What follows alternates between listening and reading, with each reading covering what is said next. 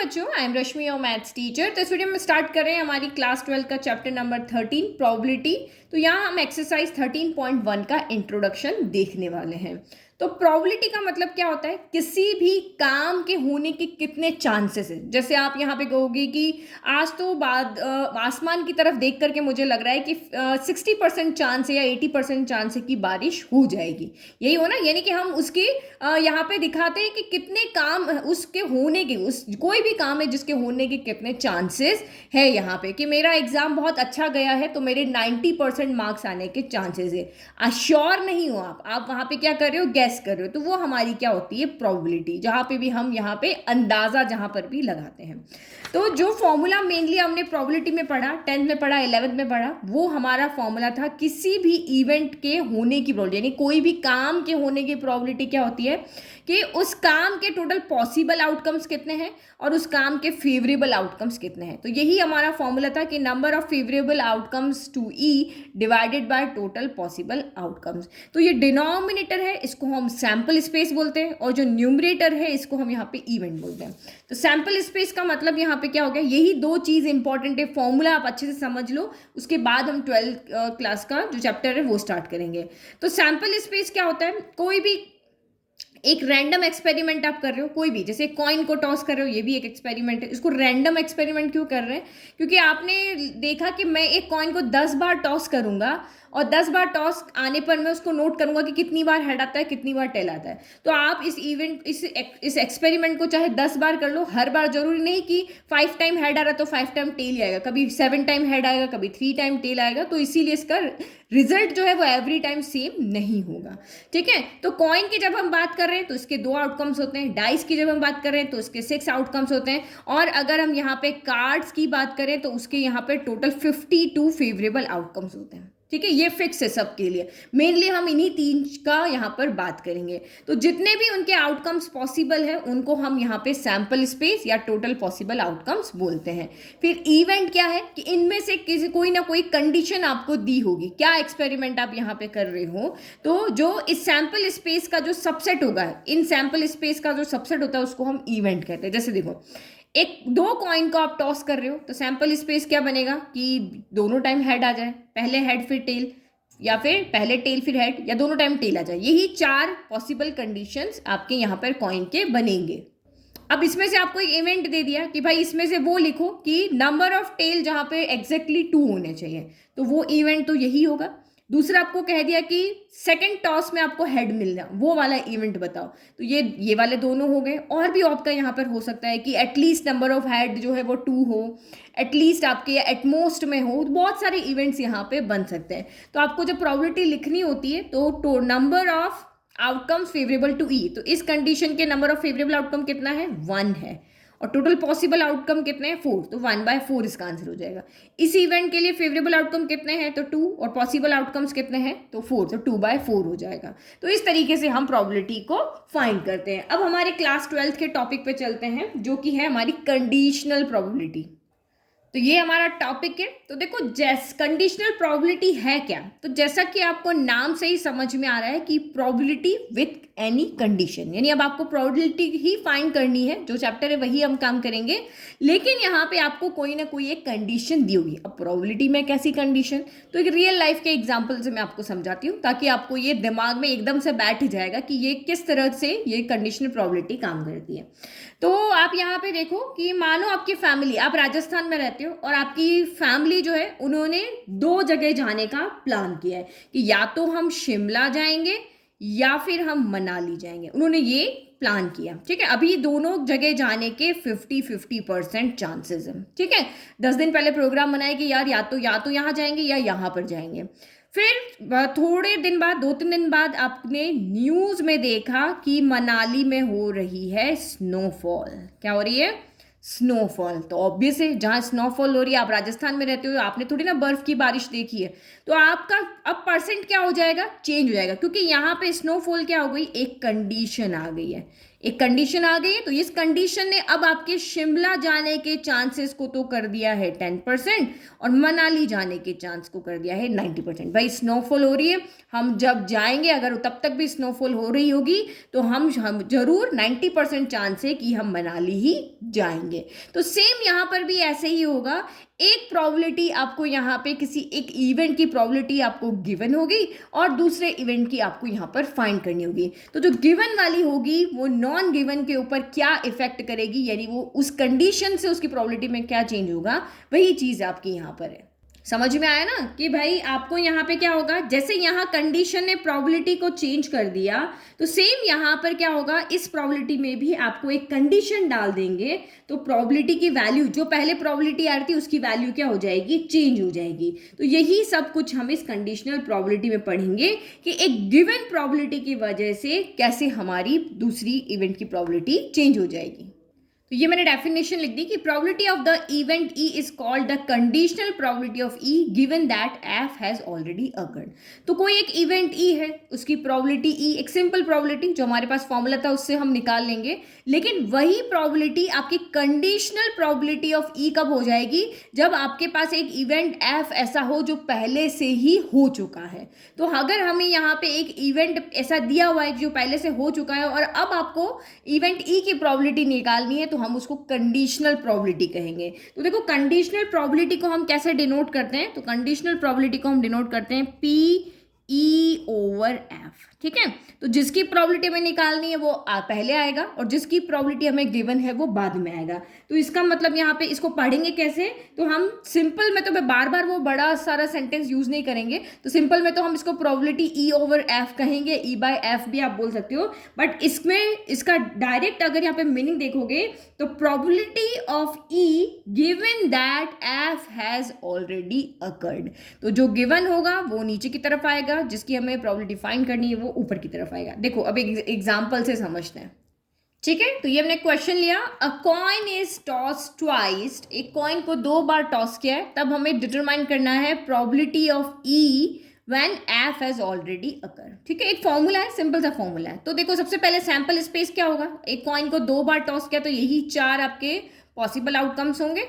अब आपको ई कंडीशन यहाँ पे इवेंट ई क्या दिया कि एटलीस्ट 1 हेड अकर, कम से कम एक हेड तो आना ही चाहिए। तो कम से कम एक आना चाहिए, तो उससे ज्यादा भी आ सकते हैं, जैसे आपकी क्लास में टीचर नहीं बोलती एटलीस्ट 5 बच्चे आएंगे तभी मैं नया चैप्टर पढ़ाऊंगी, तो 5 तो आ सकते हैं, 5 से ज्यादा भी आ सकते हैं। तो एटलीस्ट 1 हेड अकर, तो ये 1 वाला हमारा ये रहा, यहाँ पर ये वाला भी आ जाएगा टेल हेड, और दोनों हेड है वो भी आ जाएंगे क्योंकि एटलीस्ट में ज्यादा वाले भी आ सकते हैं। फिर इसने कहा एटलीस्ट 1 टेल अकर, तो एटलीस्ट वहां पे 1 टेल आना चाहिए, तो अब 1 टेल आना चाहिए तो एच टी ले सकते हैं, टी एच ले सकते हैं, और दोनों टेल भी हम यहाँ पे ले सकते हैं। ठीक है, अब हमें निकालना है कि ई की प्रोबेबिलिटी निकालो जब एफ आपका यहाँ पर गिवन हो। तो मैं सिंपल सा फॉर्मूला लिख लेती हूँ और देखो मैं आपको रिलेट करके बताऊंगी कि ये वाला फॉर्मूला हमारा वही फॉर्मूला है जो हम पढ़ते आए हैं कि favourable outcomes divided by possible outcomes. तो देखो probability of E intersection F हो गया, ठीक है, और प्रोबेबिलिटी ऑफ नीचे जो गिवन होगा वो नीचे आएगा, और नीचे दोनों, ऊपर जो होगा फेवरेबल आउटकम्स में दोनों का क्या आएगा, इंटरसेक्शन आएगा, और नीचे जो भी आपका होगा यहाँ पर गिवन आएगा। तो अब यहाँ पे देखो ई इंटरसेक्शन एफ हमें चाहिए पहले, तो देखो सबसे पहले हम यहाँ पे निकालते हैं ई इंटरसेक्शन एफ। तो ई इंटरसेक्शन एफ यहाँ पर कितना हो गया, तो ई इंटरसेक्शन एफ मनी दोनों में जो कॉमन हो, देखो एच टी यहाँ पर भी है, यहाँ पे भी है, टी एच यहाँ पर भी है, यहाँ पर भी है, तो ये आपका कितना हो गया एच टी, और ये आपका यहाँ पर कितना हो गया टी एच हो गया। अब आप यहाँ पे इसकी प्रोबेबिलिटी लिखो, तो probability of E intersection F क्या हो जाएगा, तो probability of E intersection F हो जाएगा प्रोबेबिलिटी ऑफ, यानी जितने भी इसके फेवरेबल आउटकम्स है divided by total possible outcome. तो probability of E intersection F यानी कि प्रोबेबिलिटी नहीं, number of element in E intersection F divided by number of element in sample space. तो ये आपका यहाँ पर कितना हो जाएगा, ई इंटरसेक्शन एफ में कितने एलिमेंट है, 2 है, सैंपल स्पेस में कितने एलिमेंट है, 4 है। तो ये समझा रही हूँ, बाकी इतना लंबा हमें नहीं करना है। फिर नेक्स्ट आपका प्रोबेबिलिटी ऑफ हमें क्या निकालना है, एफ निकालना है, यानी number of element in F हो गया divided by number of element in sample space. यही तो फॉर्मूला होता है हमारा, किसी भी इवेंट की प्रोबेबिलिटी निकालने का क्या फॉर्मूला होता है, यही होता है कि number of element in favourable outcomes divided by possible outcomes. तो यहाँ पे number of element in F कितने हैं, तो यहाँ पे 3 है, और टोटल सैंपल स्पेस में कितने हैं, तो ये आपका 4 है। तो आप यहाँ पे रखो probability of E intersection F कितना आ रहा है, तो 2/4 आ रहा है। प्रोबेबिलिटी ऑफ एफ कितना आ रहा है, तो 3/4 आ रहा है। 4 से 4 कैंसिल हो गया, आंसर कितना आ गया आपका 2/3 आ गया।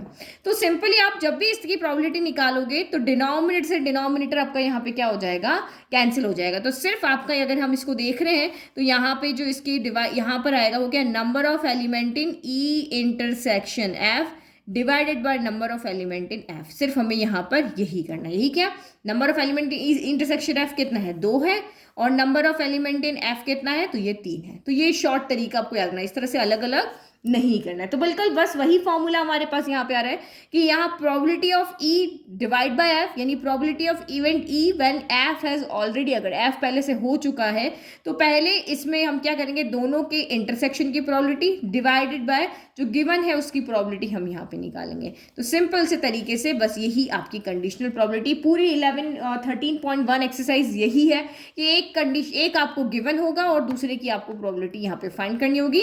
तो यही फॉर्मूला हम वहां पर यूज करेंगे, ठीक है। तो ये फॉर्मूला लिख दिया, और डिनोमिनेटर कभी भी 0 नहीं होना चाहिए, क्योंकि डिनोमिनेटर 0 होते ही ये क्या हो जाएगा, अनडिफाइंड हो जाएगा, ठीक है। अब ये जो फॉर्मूला है ये हम तभी अप्लाई कर सकते हैं तो जब आपके जितने भी आउटकम्स हैं वो इक्वली लाइकली हो। इक्वली लाइकली का मतलब सबका यहाँ पे अगर आप प्रोबेबिलिटी निकालो तो सेम हो। जैसे एच आने की प्रोबेबिलिटी 1/4 है, क्योंकि एच की अगर आप बात करोगे तो एक है इवेंट और इसके पॉसिबल आउटकम्स कितने हैं, 4 है। तो इसके आने की भी 1/4, इसके आने की भी 1/4, इसके आने की भी 1/4। सारे जितने भी आपके यहाँ पे अंदर आपके यहाँ पे सैंपल स्पेस के अंदर सैंपल पॉइंट्स हैं, सबके आने की प्रोबेबिलिटी आपकी यहाँ पे सेम है। सबको आने के इक्वल चांस मिल रहे हैं। ये नहीं कि ये 2 बार आ रहा है, ये 1 बार आ रहा है, ये 3 बार आ रहा है, ऐसे नहीं, सबको आने के बराबर यहाँ पर चांस है। तो कॉइन आपका यहाँ पे क्या है, बिल्कुल हेड टेल आने की प्रोबेबिलिटी वहाँ पे 50-50% चांस है। तो ये सैंपल स्पेस में सबकी भी चांसेस क्या है, इक्वल है। तो ये फॉर्मूला हम तभी अप्लाई करेंगे। ऐसा नहीं हो कि इसमें ये हेड आ गया, एक और बार हेड आ जाए तो ये इक्वली चांस यहाँ पे नहीं मिलेंगे, ठीक है। तो ये सिंपल फॉर्मूला याद हो गया। इसी फॉर्मूले से हम एक्सरसाइज करेंगे। आप कुछ प्रॉपर्टीज देख लेते हैं।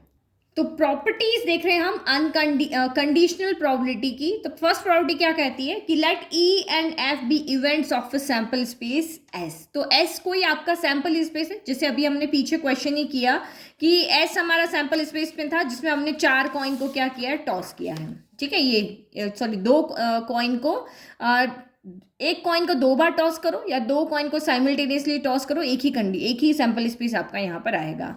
फिर एक इवेंट ई है, एक इवेंट एफ है। तो इस सैंपल स्पेस का एक इवेंट ई है, एक इवेंट एफ है। तो ये आपको यहाँ पे क्या प्रॉपर्टी कह रही है कि अगर आप यहाँ पे एस ओवर एफ निकालते हो, यानी सैंपल स्पेस के साथ में आप एक गिवन इवेंट को लेते हो या उसी गिवन इवेंट के साथ में गिवन एंड इवेंट की प्रोबेबिलिटी अगर आप फाइंड करते हो तो आंसर आपका 1 आता है। चाहे सैंपल स्पेस की एफ के साथ करो या एफ की ही एफ के साथ प्रोबेबिलिटी फाइंड करोगे, आंसर आपका 1 आएगा। क्यों? तो यहाँ पे प्रूफ देखो अगर मैं यहाँ लेती हूँ probability of S upon F लेती हूँ, ठीक है, probability of S upon F.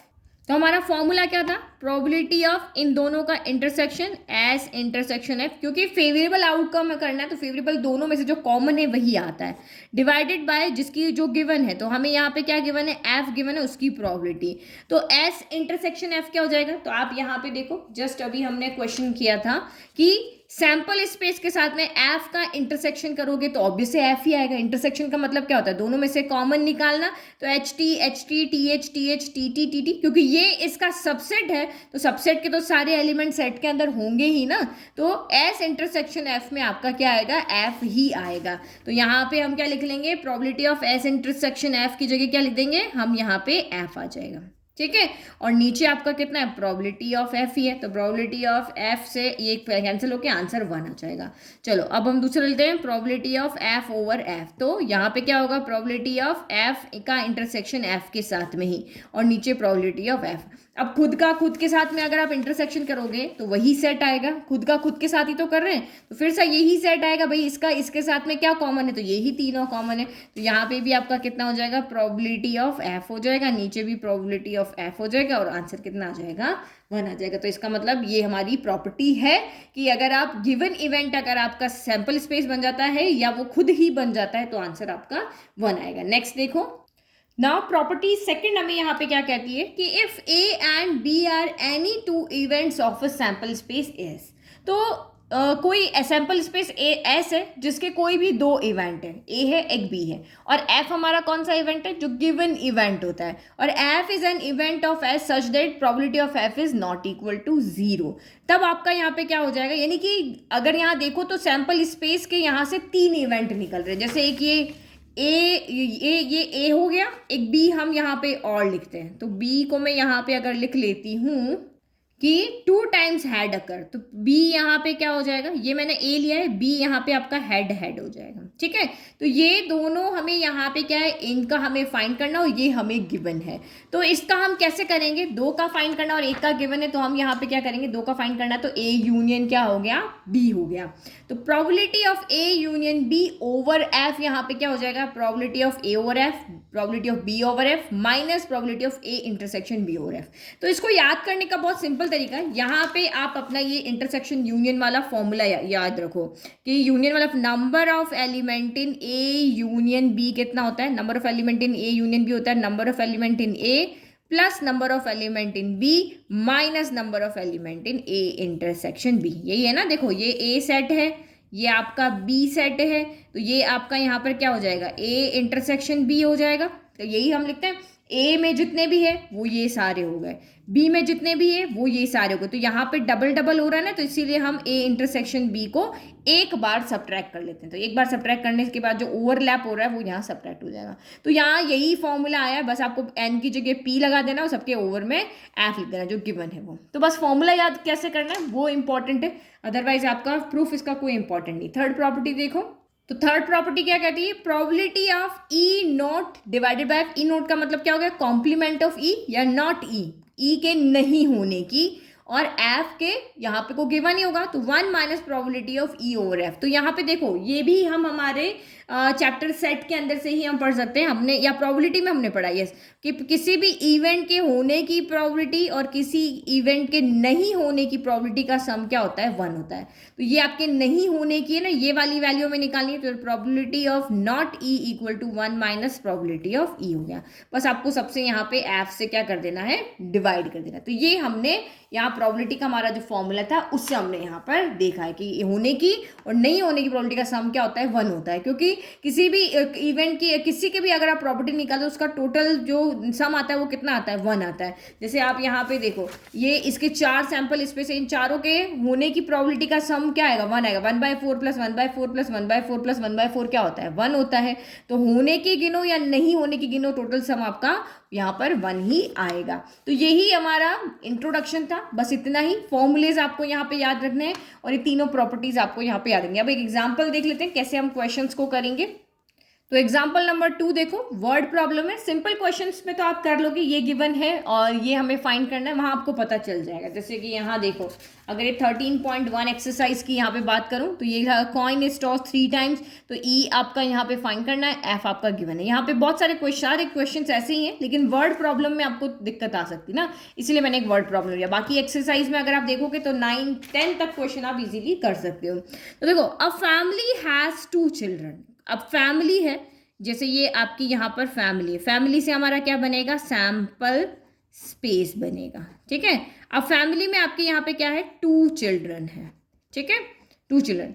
What is the probability that both the children are boys given that at least one of them is a boy, at least one of them is a boy। तो family में 2 children है, तो 2 children की क्या क्या combination हो सकते हैं, या तो दोनों बॉय हो, या एक बॉय एक गर्ल हो, या फिर गर्ल बॉय हो, भाई पहले लड़का है बाद में लड़की है, या पहले लड़की है बाद में लड़का है, अलग अलग पेयर है ना भाई, बड़ी लड़की है छोटा लड़का है, या छोटी लड़की है बड़ा लड़का है, या फिर दोनों ही गर्ल हो। तो ये 4 कॉम्बिनेशन यहाँ पर बन सकते हैं। फिर हमें निकालना क्या है कि हमें जो फाइंड करनी थी प्रोबेबिलिटी, उसको हम इवेंट ई लेते हैं कि व्हाट इज द प्रोबेबिलिटी, हमें फाइंड करना है both the children are boys, कि आप प्रोबेबिलिटी बताओ कि दोनों ही बच्चे जो है वो क्या होने चाहिए, बॉय होने चाहिए। ये इवेंट ई हो गया। ये हमें फाइंड करना है। तो दोनों ही चिल्ड्रन बॉय है, उसमें कितनी कंडीशन है, सिर्फ एक है। तो इवेंट ई में सिर्फ आपका एक ही एलिमेंट आएगा, वो आएगा बी, बी आएगा। ठीक है, इसकी प्रॉबिलिटी हमें चाहिए, हम बाद में निकालेंगे। फिर एफ यहाँ पे क्या कह रहा है, गिवन। एफ हमें हमेशा वही लेना है जो हमें गिवन होता है, at least one of them is a boy. तो ये आपको क्या कह रहा है कि उसमें कम से कम एक लड़का तो होना ही चाहिए। तो कम से कम एक, ज़्यादा भी हो सकता है। तो देखो कम से कम एक में ये हो जाएगा, ये हो जाएगा, ये हो जाएगा, ये नहीं होगा क्योंकि इसमें एक भी लड़का नहीं है। तो या तो दोनों ही लड़के हों, या फिर एक लड़का हो, या फिर यानी बड़ा लड़का हो, या फिर आपका छोटा लड़का हो। तो ये कंडीशन यहाँ पर हो गई। अब आपको फाइंड क्या करना है, अब देखो आपको समझ में आ गया कि ये फॉर्मूला हमें क्यों लगाना है, क्योंकि एक इवेंट हमें गिवन है और दूसरा इवेंट हमें फाइंड करना है। तो इसके लिए हम कौन सा फॉर्मूला लेते हैं, तो probability of E over F. ठीक है, ई इवेंट हमें फाइंड करना है, एफ हैज ऑलरेडी अगर एफ पहले से हो चुका है। तो क्या फॉर्मूला हो जाएगा, probability of E intersection F divided bye probability of F. यही हमारा फॉर्मूला है। तो पहले तो हम यहाँ पे ई इंटरसेक्शन एफ निकालते हैं। तो ई इंटरसेक्शन एफ में कितने एलिमेंट आएंगे, तो दोनों में कॉमन है, इंटरसेक्शन का मतलब यही। तो इसमें और इसमें ये एक ही कॉमन है, तो ये आपका हो गया बी, बी हो गया। तो अब इसके निकालो, probability of E intersection F कितना हो जाएगा, तो 1/4 हो जाएगा, क्योंकि total possible outcomes, total favourable outcomes से 1 और पॉसिबल आउटकम्स कितने हैं, तो 4 है। चलो फिर आप यहाँ पे निकालो। उसके बाद हमने कहा प्रोबेबिलिटी ऑफ एफ निकालो। तो यहाँ से हम निकाल सकते हैं, देखो प्रोबेबिलिटी ऑफ एफ में 3 एलिमेंट है, तो दिस मिलाइज प्रोबेबिलिटी ऑफ एफ क्या हो जाएगा, फेवरेबल आउटकम्स 3 और पॉसिबल आउटकम्स जो हमारे सैंपल स्पेस में है 4। तो लिखो यहाँ पे ई इंटरसेक्शन एफ की प्रोबेबिलिटी कितनी है, 1/4। प्रोबेबिलिटी एफ की कितनी प्रोबेबिलिटी, 3/4। डिनोमिनेटर सेम है, कैंसिल, तो 1/3 हो जाएगा। तो देखो अगर हम ई की प्रोबेबिलिटी अकेले निकाल रहे थे तो 1/4 आ रही थी। ई की प्रोबेबिलिटी अकेले कितनी आ रही थी, कि इवेंट ई के होने की प्रोबेबिलिटी क्या है, तो 1/4 favourable outcome divided possible outcome. But एक गिवन आउटकम आपको यहाँ पे दे दिया, ये गिवन जो है कंडीशन है, उसने इसकी प्रोबेबिलिटी को चेंज करके क्या कर दिया, 1/3 बना दिया। यही इस तरह के हमारे क्वेश्चन है। तो आई होप आपको इंट्रोडक्शन अच्छे समझ में आया। बस एक फॉर्मूला याद रखना है, उसकी यहाँ पे प्रॉपर्टीज को याद रखना है, बाकी आप एक्सरसाइज को बहुत अच्छे से कर लोगे। Thank you. वीडियो पसंद आया तो चैनल को सब्सक्राइब, वीडियो को लाइक और नोट्स का लिंक डिस्क्रिप्शन में। Thank you.